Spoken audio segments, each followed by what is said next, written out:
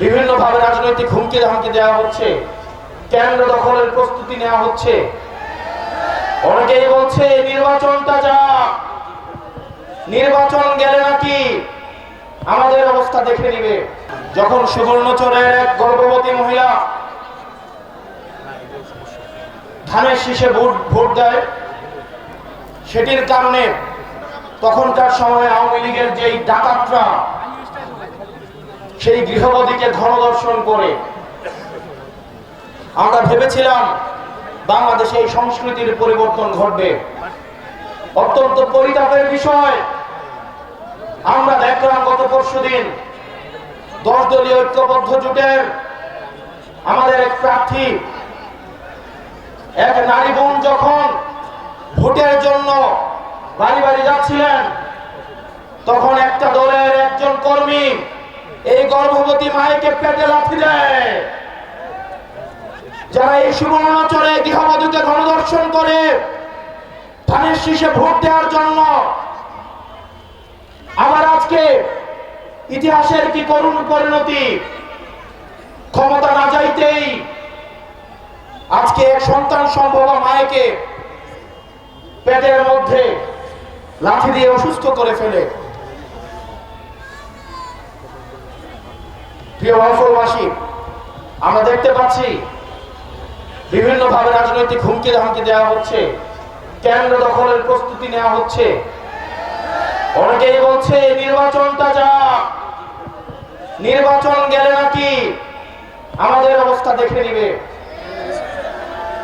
অনেকেই বলে বাড়ি থেকে প্রয়োজনে ব্যালট ছাপায় নিয়ে নাকি ভোট দিবে। এই তরুণ প্রজন্ম কি বসে থাকবে? এই তরুণ প্রজন্ম কি বসে থাকবে? এই তরুণ প্রজন্ম হাসিনাকে ডরায় নাই। এই তরুণ প্রজন্ম হাসিনার এই যে কামাল পেট্রোলকে 2 টাকার দাম দেয় নাই। এখন যদি কেউ মনে করে এই অপার যে সম্ভাবনার তরুণ প্রজন্মকে আবার কামান দিয়ে, আবার পুলিশ দিয়ে, মিলিটারি দিয়ে, পেট্রোল দিয়ে আবার তাদেরকে দমন করা হবে, তাহলে তারা ইতিহাসের ভুল প্রান্তে তার অবস্থান নিচ্ছে। আগামী 12 তারিখে আপনারা যারা আছেন প্রত্যেকেই ভোট কেন্দ্রগুলোতে গিয়ে ফজর নামাজ পড়বেন। আপনারা সবাই ভোট দিয়ে এসে বাড়িতে আসবেন, ভোটের ফলাফল নিয়ে বাড়িতে আসবেন। কোন চাঁদাবাজ, কোন টেন্ডারবাজের হাতে ভোট কেন্দ্রগুলো ছেড়ে দেওয়া যাবে না।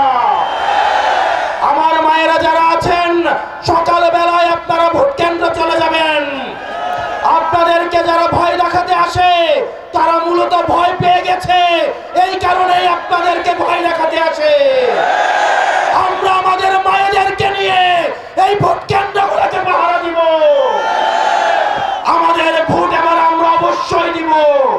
কেউ যদি আমাদের বিরুদ্ধে ভোট দিতে চায়, সেজন্য নিরাপদে ভোটটা দিতে পারে, সেইটার ব্যবস্থা আমরা করব।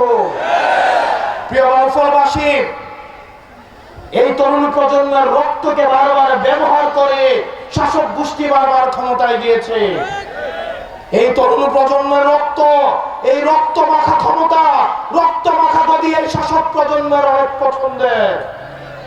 আমরা এতদিন শুধু রক্ত দিয়েছি, এখন থেকে আমরা পলিসি নির্ধারণে অংশগ্রহণ করব।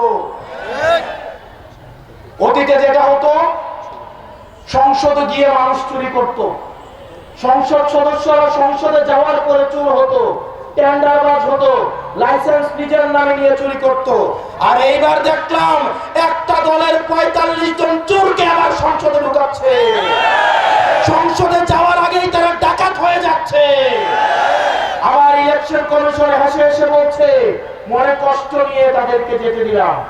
আমাদের এই জুলাই অভ্যুত্থানের শহীদের রক্তের উপরে দাঁড়িয়ে যারা পঙ্গু হয়েছে, যারা আহত হয়েছে, তাদের উপরে দাঁড়িয়ে মাননীয় ইলেকশন কমিশন আপনাদেরকে ডাকাতদের এবং চোরদেরকে সেফ এক্সিট দিয়ে সংসদে পাঠাতে আপনাদেরকে এই ইলেকশন কমিশনে বসানো হয় না। আগামী বাংলাদেশ কখনোই ঋণ খেলাপিদের হাতে উঠাই দিব না। আগামী বাংলাদেশ ব্যাংক ডাকাতদের হাতে তুলে দিব না। ব্যাংক ডাকাতদের জন্য, ঋণ খেলাপির জন্য এই বাংলাদেশের প্রত্যেক ইঞ্চি বিচ্ছিবাদীকে আমরা জাহান্নাম বানাই ফেলবো। এই ঋণ খেলাপিরা ব্যাংকের থেকে ঋণ নিয়ে বিদেশে পাচার করে তাদের পরিবারের জন্য বিদেশে সেফ হেভেন এবং বেগম পাড়া বানায়। আর আমাদের দেশের তরুণ প্রজন্ম কর্মসংস্থানের অভাবে কি নিদারুণ করুণ জীবন যাপন করে। আর এদের সন্তানরা বিদেশে থেকে মাদকের জীবন, বিদেশে থেকে বেরোল্লা পড়ার জীবন যাপন করে।